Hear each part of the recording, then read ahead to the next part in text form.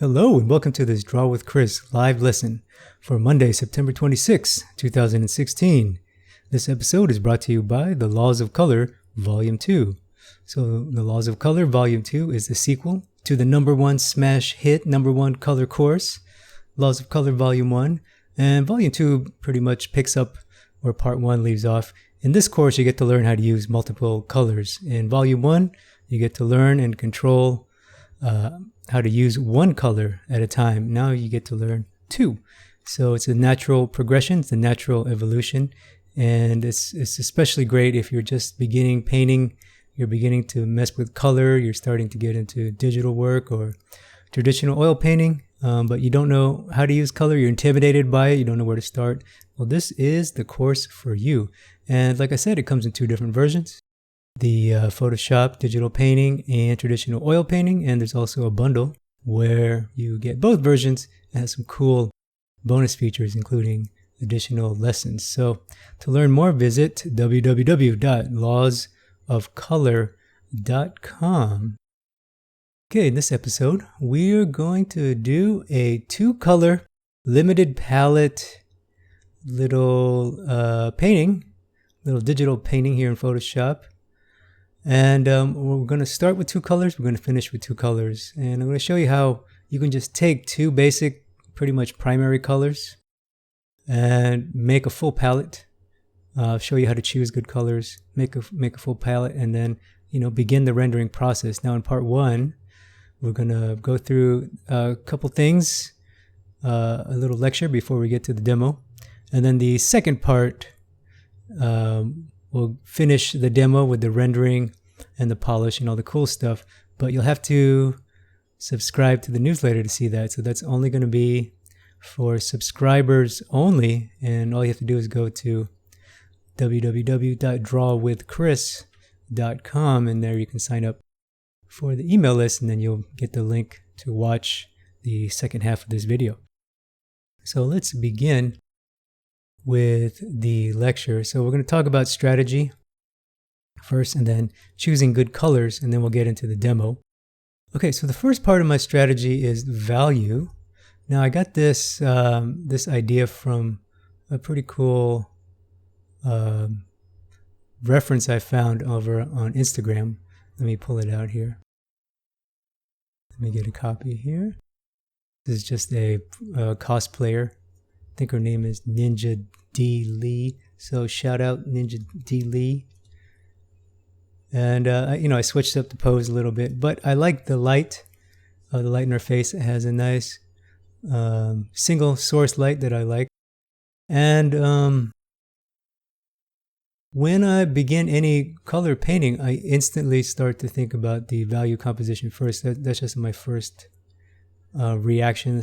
That's really the first goal, is to make sure this stage is working. And here are two value comps I made in Photoshop, like real quick and dirty. Basically, one has like a dark mid-tone background, one is a lighter background. So this one would be more of a sort of a low key. It's mostly dark in the mid-tones range, and this one sort of a full key. It has the full value range. Now I'm leaning towards this one on the left. They can both work, but I'm leaning towards this one because it's Catwoman, so it's probably closer to sort of this nighttime, night thief kind of feeling. So I like that. And the reason why we do this, or why I do this, is because I know that the colors depend on the value that they are. So for example, I know this entire dark shape, I know that can't probably be a yellow or an orange. It has to be like probably has to be a dark, cool blue or a cool red. A cool red can get this dark. Yellow can't get this dark, but I can put it in her face. And, I don't even have to look at the reference. My goal is to match the reference. My goal is just to use the reference as a springboard, A, to get the lighting, and B, to just as a springboard, as a starting point for my idea. My idea is more of this sort of value range is pretty close to what we have. So this is the best place to start, and I typically squint in things to make sure the values look correct. But once I know the value composition, then I have a better idea that, the darks will probably be something cool. They can be a warm dark, they can be a brown, but the lights will probably most likely be a light warm tone. So I know right away that this most likely will be warm. The darks, really the black, will most likely be a cool, and the background can be a combination of both. That we'll have to decide in the next step, which is the color comp. So let's bring that out now. Okay. Okay, so here's my color comps, and here's the value comp I made. So I just took it over, and because it's on layers, I was able to do the colorize, which I'll demonstrate in a minute. And I basically took two primary colors, that's what these first two are, and made a color scheme. So this one, as you can see, it's somewhat of a yellowy orange. The darks, if you can see it on your screen, it's sort of a purpley blue, but desaturated, and it's also so dark that it's hard to see saturation. So it's pretty much orange and a blue, or a yellow orange and a blue violet. This color scheme, and we'll talk about the accent in a minute. And then this one is more of a pink with a dark green. Green is one of the other colors that can get very, very dark in traditional oil painting. I know a lot of artists that use olive green as their black. If you mix olive green, especially if you mix olive green with other dark transparent colors, it produces a nice greeny black. And actually, ivory black does have some green in it, has a greenish tint. So that's what these two are. And then the background, this one, tried a cool background so that can show off the warm of her face. And this one, the green background to show off of course, the pinks and the reds in the foreground. So they're both quite striking. And then you notice the third color, and that third color is an accent. So here it's sort of this orangey red, and it's only used on her face, on the lips. This one is this cool turquoisey saturated blue, and this is a much more saturated orange. It's the most saturated colors in this scheme. And the reason why I do that is because it adds that last bit of spice to the color palette. I could totally do that with the blue or the red, or the yellow orange here, take it to a full saturation. That's pretty much what you want. You want to keep things fairly in the mid saturation range, and then when you're ready to hit the viewer with the color accent, that's where you do it. And you typically do it around the focal point. So right here I have a color scheme. I have blue, I have orange and red. Here I have like a cool red, a warm green, and a greeny blue. Red, green, and blue. That's the color scheme here. So right away I was able to grab these palettes, and I'm just simply using contrast, right? Complements, excuse me. That's really what I think is the most effective way to start, is just to think of complement. Grab a couple complements: orange and blue, red and green, yellow and violet. Now, yellow is tough to darken. A dark yellow is more of a brown, but that's really the really good starting point, and that's covered in detail in the course as well. So now these below are actually variations of this first one. So of these two, that's typically what I do. I start with two primaries. I say orange, blue, red, and green, and I slap it on there just real quick in Photoshop. You can do that really quick, and then decide, stand back from a distance, say, well, this one looks a little better. This one can work, but we need to add some things or whatever. But I think this one is a lot more eye-catching, and it does seem a bit more naturalistic. I do want a little bit of realism in her face, naturalism, meaning make it look like a person and not a 2D graphic design thing.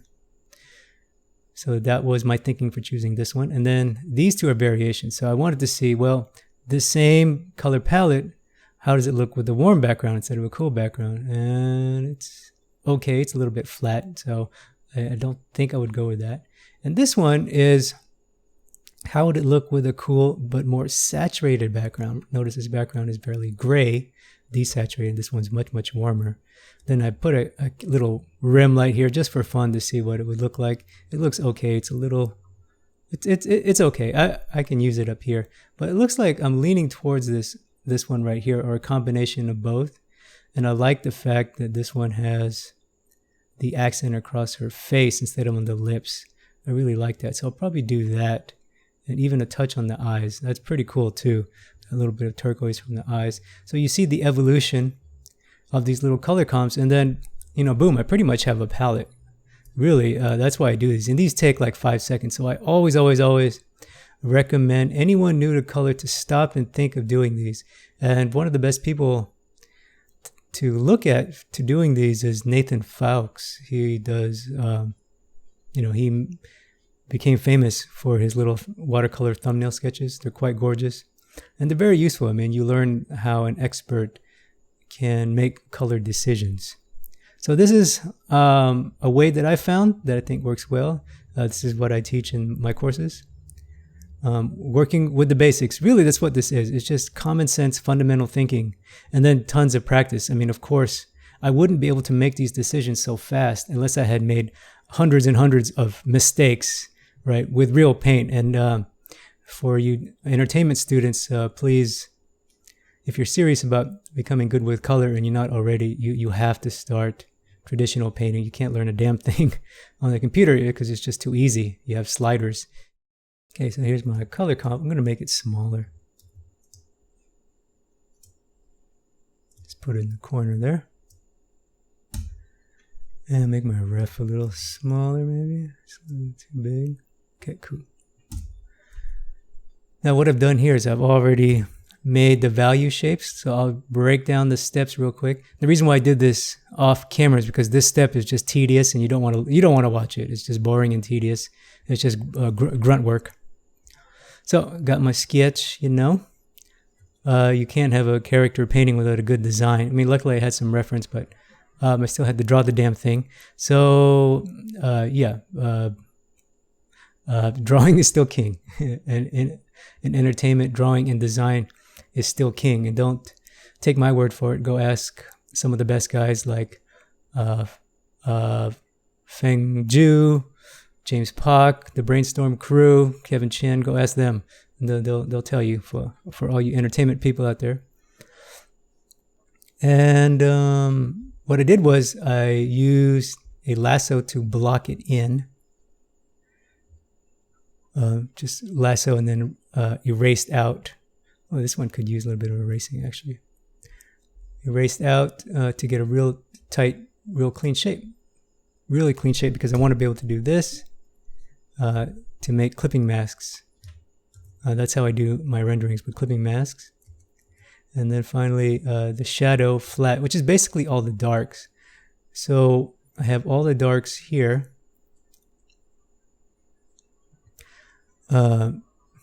Based off my black and white value thumbnail, remember?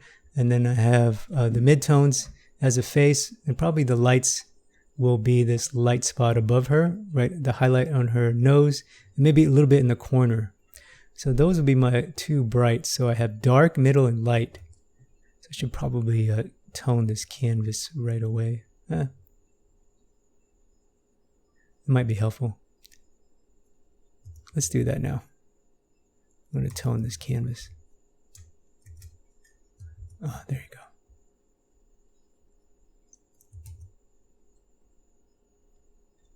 I want to see the canvas sneaking through. So I just put a little, whoops.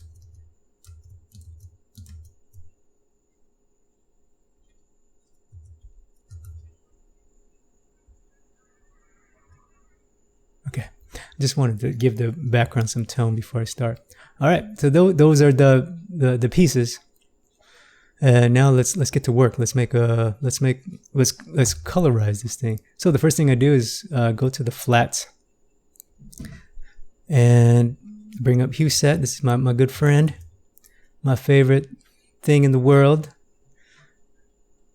And you ready for some color? All you have to do is click this button. Ba-bam! Shazam! Clackety cloud. That took half a millisecond. So what I'm going to do is give myself a nice base. Now, this color is typically, there's a couple ways for this starting color. Now, what I like to do is whatever the color I want to stand out, to pop, to jump off the canvas, jump off the page, I will tone the initial color, the complement. For example, let's say on her, I want the warms, the oranges and reds to pop out. Well, guess what? I'm going to put blue underneath. So that's kind of what I'm going to do here. Basically, I'm going to color pick what I have actually. I took the time to make a good color. There you go. It's a purple. So I'm going to start at the mid-tone and then make a clipping mask so that I can paint bucket right onto the shape, maintain the tight shape, boom, and still get the color I want, the base dark tone that I want. Now, I'm not going to leave it like that. What I'm going to do is I'm going to give myself a little bit of variation because I'm really going to paint this. I'm going to paint this actually warm. The shadows will be dark. The shadows will be this dark purple. But I want the darks in her, or in this case, her darks and the shadow are the same because of her black outfit. And then I'll take the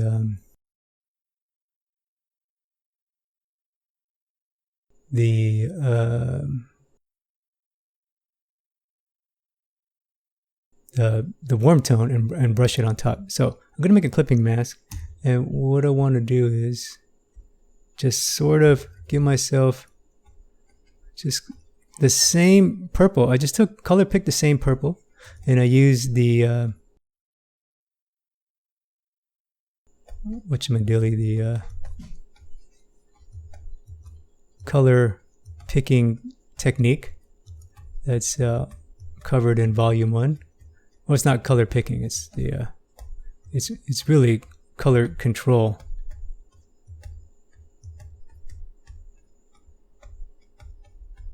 Okay,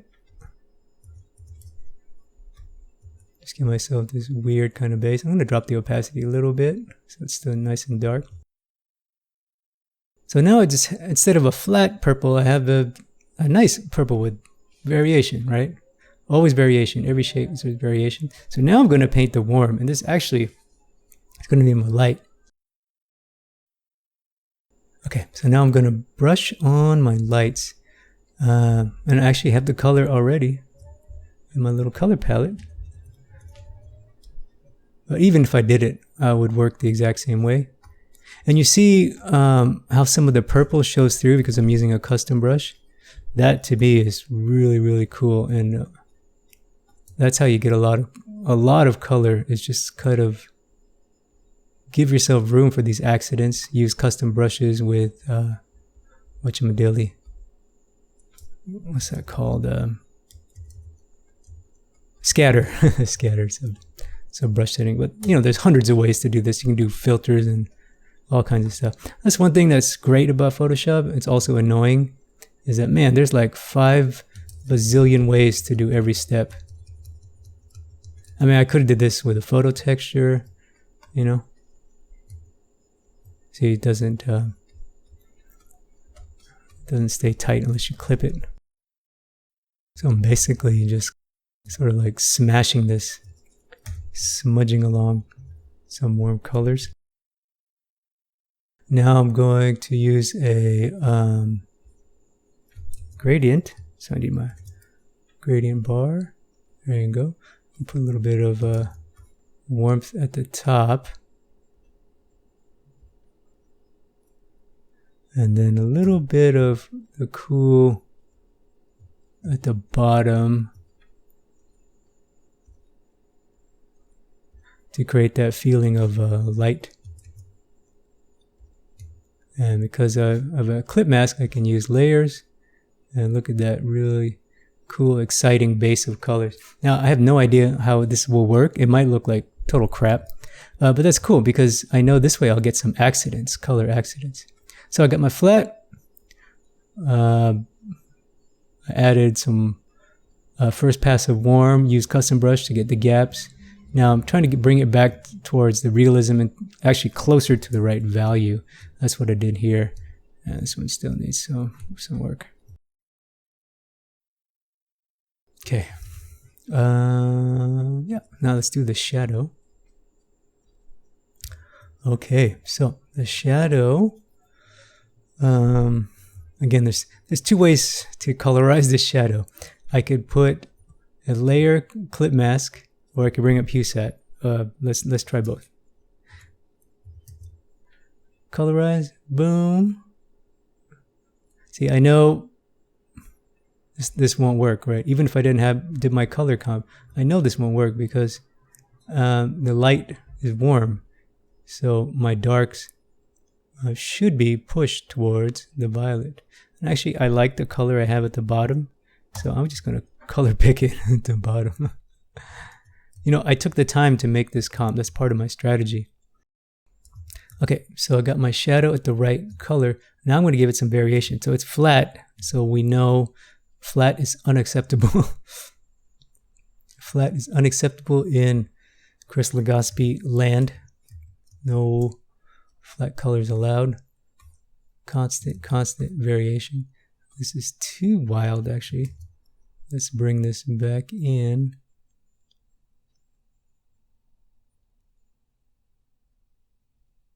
So I know the light is a sort of a warmy light.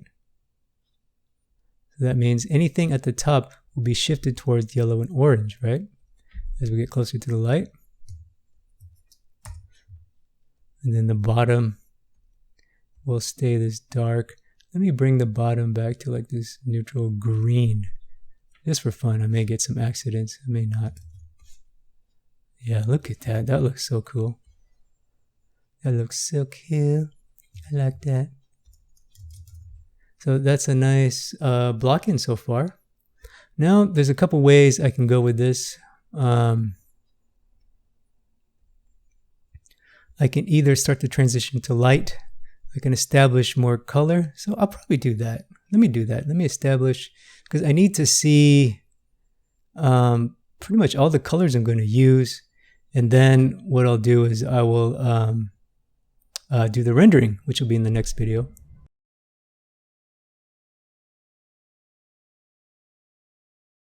So let's see. I'm just going to drop it up there. Let me drop it below shadow. There you go. So this will be light 1. And I'm going to drop the opacity a little bit so some of that color underneath shows through. And then I'm going to give myself another, I'm going to use a gradient here. I like gradients so much. Now this color is a little flat for my taste. So let me change it, give it a little bit more warm. Oops, other way. Yeah, look at that. That looks great. I like that a lot. I'm going to even color pick that. And then let's see. I'm going to do some cool Photoshop trickery. You ready? Well, it's not trickery. It's one of the 5 billion ways to do one thing. What I'm going to do is I'm going to glaze this on her face using an ugly custom brush, the wrong brush. Then I'm going to do filter.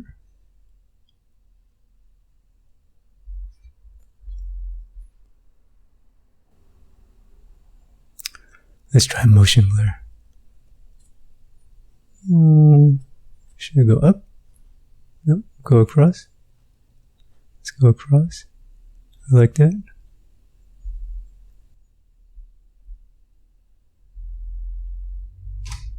And then one more touch is to warp it. Because see this, that edge is hard to get with a brush. That's why I did that. these effects. They can give you these crazy edges and get accidents. So that's a lot of fun. And, it's very hard to do in traditional, these super smooth gradients. Really hard. Take a lot of skill. But Photoshop takes half a millisecond. And then let me erase subtly. I got like a polka dot erased just to give me some variation in technique as well.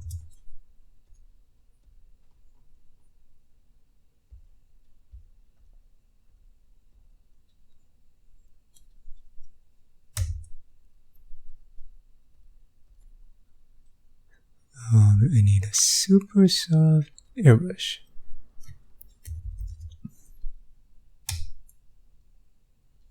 There you go. Boom.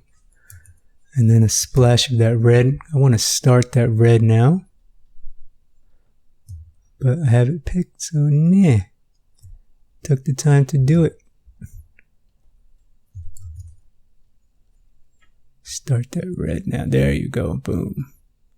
Just drop it a little bit. That way I know that red is coming later. I'll probably put a little bit on her nose too.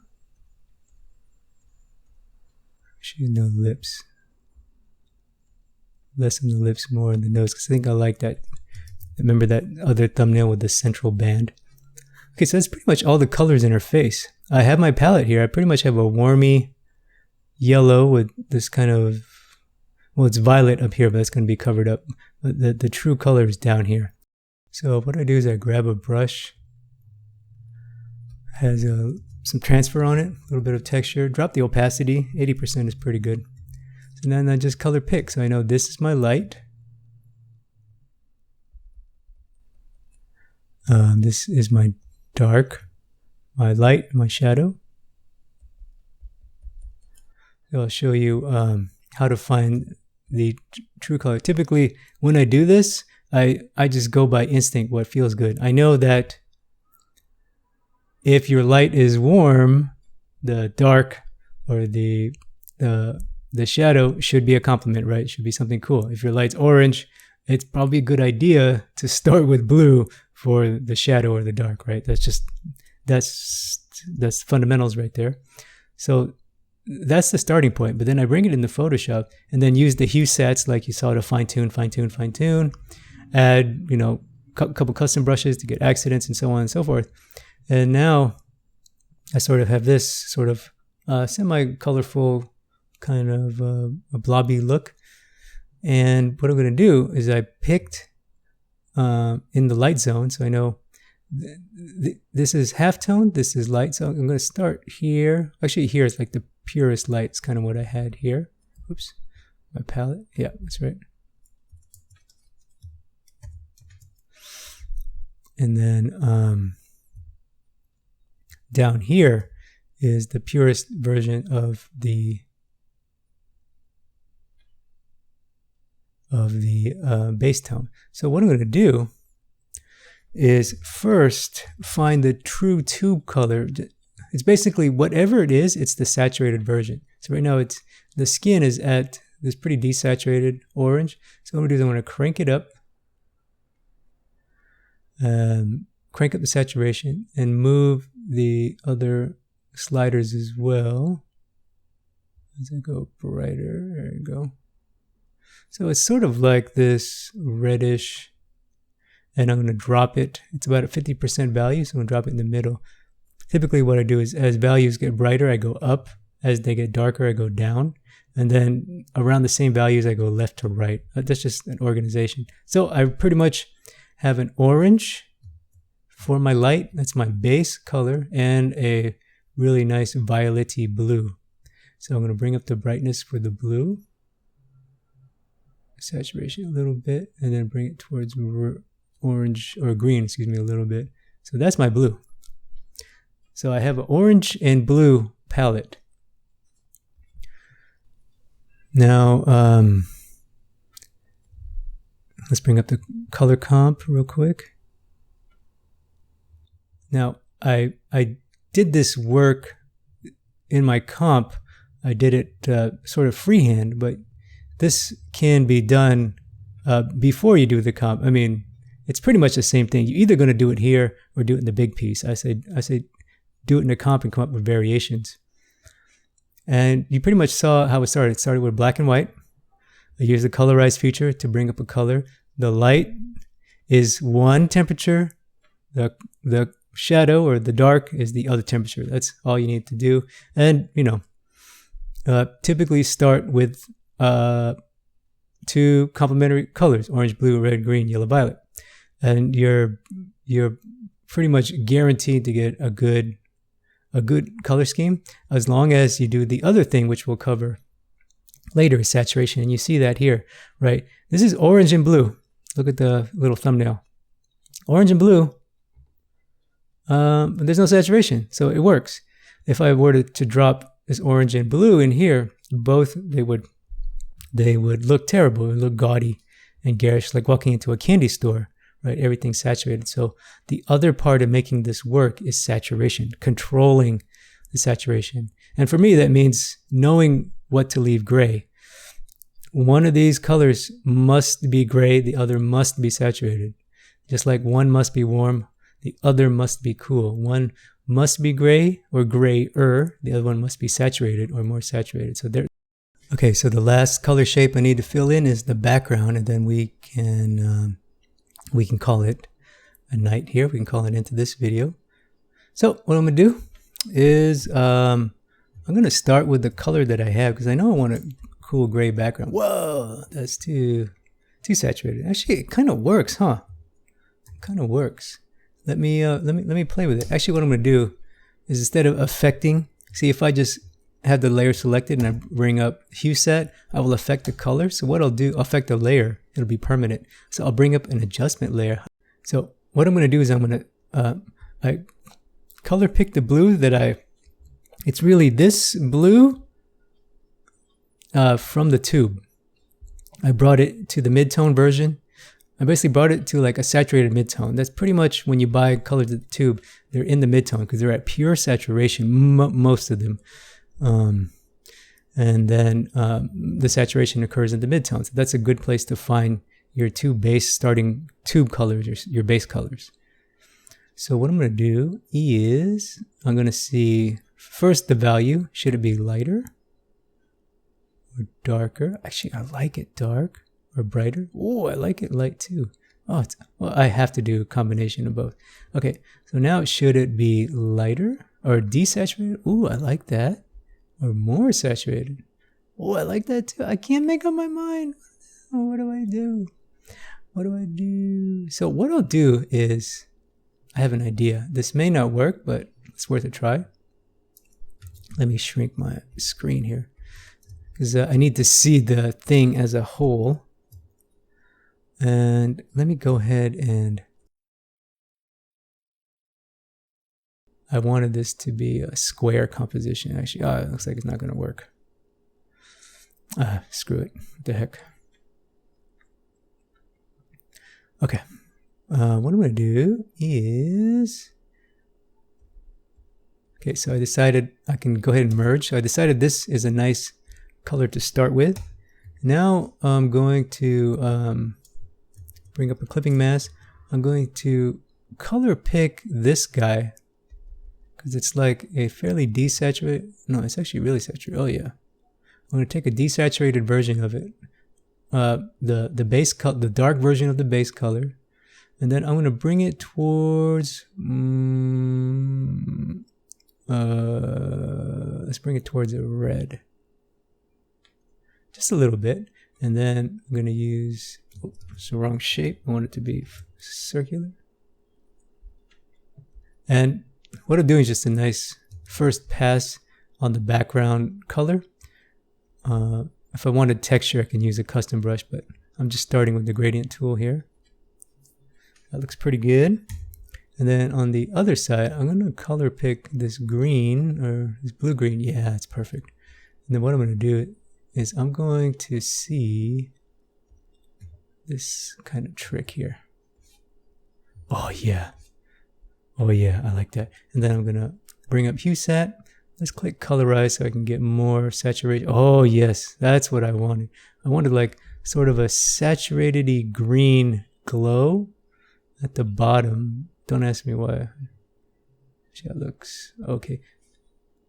I can't make a decision until her face really is rendered, because right now my eye jumps right here, which is kind of what I want.